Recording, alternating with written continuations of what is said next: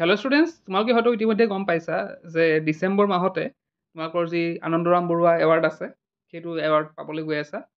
এতিয়া কথাটো হ'ল বহুতো ছাত্ৰ ছাত্ৰী এটা কনফিউজনত আছে আৰু কনফিউজ হোৱাৰ কথা এটা যে যোৱা কেইদিনমান আগতে আমাৰ মুখ্যমন্ত্ৰী ডাঙৰীয়া এটা তেওঁলোকে যোনটো ফেচবুক লাইভ আহে তাতে তেওঁ কৈছিলে যে ডিষ্টিংশ্যন যিসকলে পাব তেওঁলোকে আনন্দৰাম বৰুৱা এৱাৰ্ডটো পাব বুলি।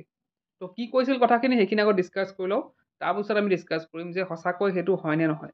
ডিষ্টিংশ্যন সৈতে পাছ কৰা ছাত্ৰ ছাত্ৰীসকলক আনন্দৰাম বৰুৱা বঁটা আমি প্ৰদান কৰিম।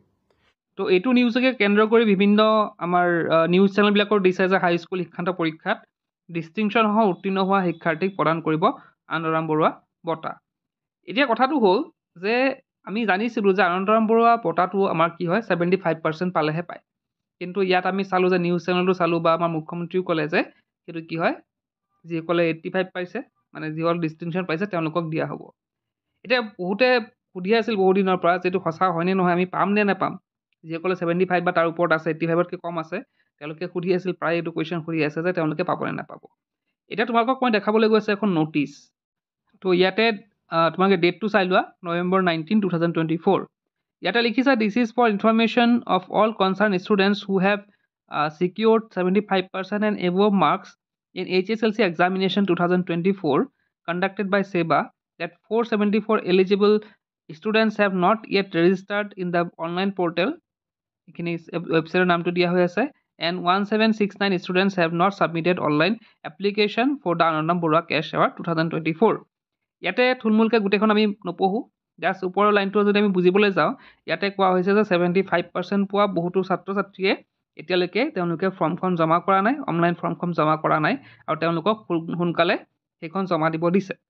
ইয়াতে ক্লিয়াৰলি মেনশ্যন আছে যে ইয়াত 75%, মানে যিসকল 75% থকা ছাত্ৰ ছাত্ৰীসকলে এতিয়াও জমা কৰা নাই, অনলাইন ফৰ্মখন জমা দিয়া নাই, তেওঁলোকক জমা দিব দিয়া হৈছে।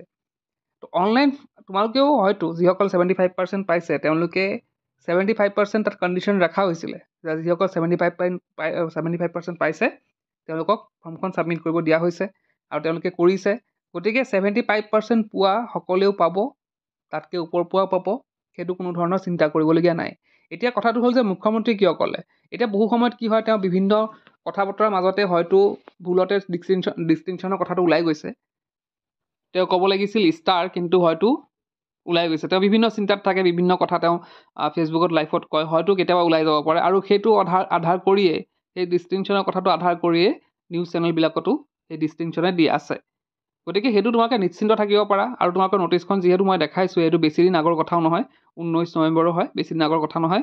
গতিকে তোমালোকে নিশ্চিন্ত থাকিব পাৰা আৰু তোমালোকৰ অতি শীঘ্ৰে সেইখন পাবাই, তোমালোকে গম পাবাই আৰু একেবাৰে নিশ্চিন্ত থাকিব পাৰা, কাৰণ তোমালোকে 75% পাইছা যদি তোমালোকে নিশ্চিতভাৱে আনন্দৰাম বৰুৱা পাবা আৰু আগৰবাৰো পাইছে, এইবাৰো পাব আৰু অহাবাৰো হয়তো চবেই পাব। তো এইখিনি আছিল আজিৰ ভিডিঅ'টোত। আজি ভিডিঅ'টো শেষ কৰি কি পৰ্যায় কেনে